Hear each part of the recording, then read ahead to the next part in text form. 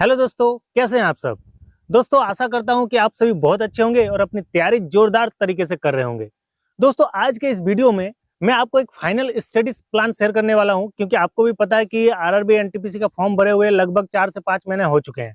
और उस बीच जो है आपने कुछ पढ़े पढ़े भी होंगे और तैयारी को अपने जोर शोर से कर भी रहे होंगे। लेकिन अभी के जो समय बचा है, जैसे अगर एक आपको डेडलाइन दिया जाए, एग्जाम की बात करें तो वो लगभग आपका 1 से 1.5 महीना में एग्जाम होने वाला है आरआरबी एनटीपीसी सीबीटी 1 की।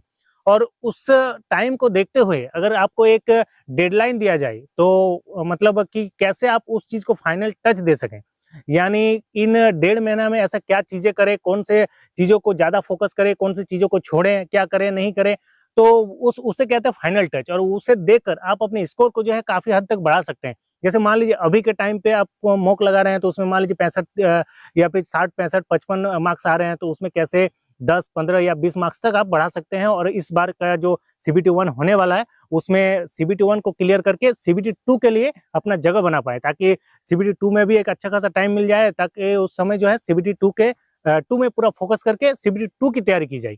तो अभी जनरली फोकस रखिए कि सीबीटी 1 में कैसे क्लियर करके भीड़ से जो जितने भी फॉर्म आए हैं, जैसे लगभग 1 करोड़ 20-25 लाख फॉर्म आए हैं, तो उससे फाइट करके कैसे जो है सीबीटी 1 क्लियर करें।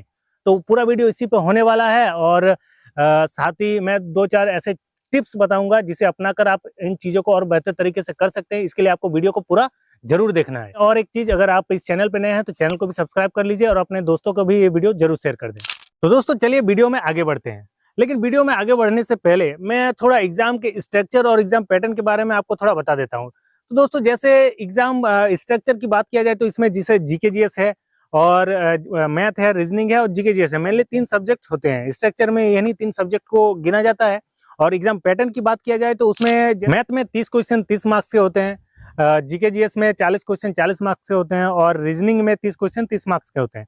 और इसमें दोस्तों नेगेटिव मार्किंग भी होती है, यानी अगर जैसे 1/3 की नेगेटिव मार्किंग होती है, यानी अगर आप एक क्वेश्चन गलत करते हैं तो उसके वजह से आप जो सही किए हैं उसका 0.33 मार्क्स काट लिए जाते हैं। तो ये होता है नेगेटिव मार्किंग का एक पॉइंट है, इसलिए आपको नेगेटिव मार्किंग से भी बचना है। अब रही बात चीजों को फाइनल टच देने की, तो दोस्तों जो भी आपने इन 4 से 5 महीने में पढ़ा है, अब आपको ज्यादा से ज्यादा उन चीजों को रिवीजन करने पे फोकस करना पड़ेगा। यानी जितना ज्यादा आप रिवीजन करिएगा उतना ज्यादा चीजों को क्लियर होगा आपके। और मतलब रिवीजन से और एक चीज होगा कि जो ज्यादा भूल रहे हैं या फिर जिनमें आपको थोड़ा कॉन्फिडेंट लो लग रहा है, उस पर ज्यादा फोकस करके चीजों को और क्लियर कर सकते हैं। साथ ही दोस्तों, इन जो 1 से 1.5 महीना का टाइम बचा है, इसमें आपको और एक चीज करना है कि आपको डेली टाइम टेबल बना के चीजों को करना है। यानी एक ऐसा टाइम टेबल हो जिसमें मिनिमम 1 से 2 मॉक टेस्ट डेली के, मतलब जब तक एग्जाम ना हो जाए, आज से शुरू कीजिए। जब आप वीडियो देख रहे हैं आज से शुरू कीजिए, और जब तक एग्जाम ना हो जाए डेली मिनिमम तो मेरे हिसाब से 2 मॉक टेस्ट लगाना चाहिए और उसका एनालिसिस हो उस टाइम टेबल में। साथ ही मैथ, रीजनिंग, जीके जीएस जितने भी चीजें पढ़े हैं सबके रिवीजन के लिए टाइम टेबल हो, और उसी टाइम में उसी जो रूटीन आप बनाए होंगे उसमें कम से कम 1 से 2 घंटा का एक्स्ट्रा टाइम भी हो, जिसमें आप कुछ नए चीजों को भी पढ़ पाएं। क्योंकि इन 1.5-2 महीने में आपके कुछ ऐसे भी चीजें होंगे जो पिछले मतलब 4-5 महीने में नहीं पढ़ी होंगी, उसको भी पढ़ के चीजों को क्लियर करना है। मतलब कहीं से भी आपको ऐसा ना लगे कि ये चीजें मैंने छोड़ दिया है जिसके कारण मेरा एग्जाम खराब जा सकता है। आपको हर एक चीज पे फोकस करना है। तो दोस्तों, जैसे कि मैंने बताया कि मॉक टेस्ट का एनालिसिस भी करना होता है, तो इसके लिए जैसे बहुत बच्चे क्या करते हैं, मान लीजिए मॉक टेस्ट दिए और जो जो क्वेश्चंस गलत हुए हैं, जैसे 100 क्वेश्चंस होता है मैथ, रीजनिंग और जीके जीएस करंट अफेयर मिला के, उसमें से मान लीजिए उसका 10, 12, 15 क्वेश्चंस गलत होते हैं, तो क्या करते हैं, खाली वो गलत क्वेश्चंस को ही देखते हैं कि क्यों गलत हुआ। लेकिन दोस्तों, आपको ऐसा ये गलती नहीं करनी है, बल्कि आपको पूरा 100 क्वेश्चंस का 100 क्वेश्चन एनालिसिस करना है, जो सही किए हैं वो भी। क्योंकि उससे क्या होता है, मान लीजिए आपने कुछ अलग एक अलग लॉजिक लगाया है, जैसे रीजनिंग का कोई क्वेश्चन है, आपके हिसाब से आप लॉजिक लगा के वो बना दिए और वो जो है तुक्के से मान लीजिए सही हो गया हो। और जब आप उसको एनालिसिस करिएगा तब आपको पता चलेगा कि नहीं, मैंने जो लॉजिक लगाया वो गलत है। और यही चीज है एनालिसिस का फायदा। यानी आपका कॉन्सेप्ट सही हो रहा है कि नहीं, कॉन्सेप्ट को मेन देखना है कि आप जो लॉजिक लगाए हैं या आपने जिस थॉट प्रोसेस से चीजों को किया, क्या वो सही है। अगर वो सही है तब वेल एंड गुड है, लेकिन अगर वो सही नहीं है तो उस चीज को आपको कॉन्सेप्ट को भी क्लियर करना पड़ेगा। और यहीं पे जो है काफी बच्चे चीजों को नहीं करते हैं और वे कहीं ना कहीं एग्जाम में जब ये होता है तो रेस से थोड़ा बहुत बाहर हो जाते हैं। और एक चीज मॉक टेस्ट का फायदा ये भी है कि आपको आपके अंदर एक सेल्फ कॉन्फिडेंट बढ़ेगा, और ये सेल्फ कॉन्फिडेंट जो है एग्जाम हॉल में आपको काफी ज्यादा हेल्प करेगी और आपको एग्जाम निकालने के लिए भी काफी ज्यादा मोटिवेट करेगी।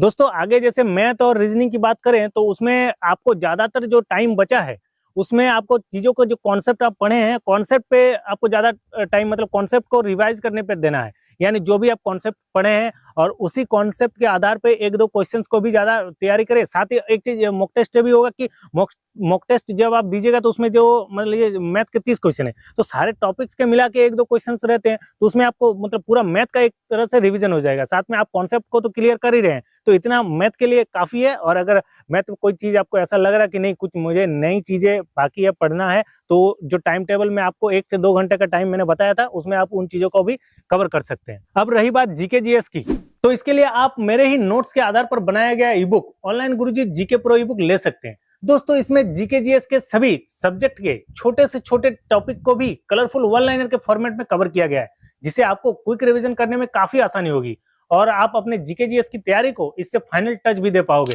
दोस्तों ये ई बुक हिंदी लैंग्वेज में अवेलेबल है, तो अगर आपको ये ई बुक लेनी है तो इसके लिए डिस्क्रिप्शन में लिंक दिया हुआ है, आप जाके वहां पे ले सकते हैं, वो भी बहुत ही मिनिमम कॉस्ट पे। साथ ही स्क्रीन में दिख रहे मोबाइल नंबर पर भी कॉल या व्हाट्सएप करके आप इस बुक को ले सकते हैं। तो दोस्तों आई होप ये वीडियो आपको अच्छी लगी होगी, और इस वीडियो से अगर आपको थोड़ी भी हेल्प मिली है तो वीडियो को एक लाइक कर दे। साथ ही इस वीडियो को अपने सभी दोस्तों को भी शेयर करना ना भूले। साथ ही अगर चैनल पे नए हैं तो चैनल को सब्सक्राइब कर ले और बेल आइकन को भी जरूर प्रेस कर दे। Okay then, take care, bye bye.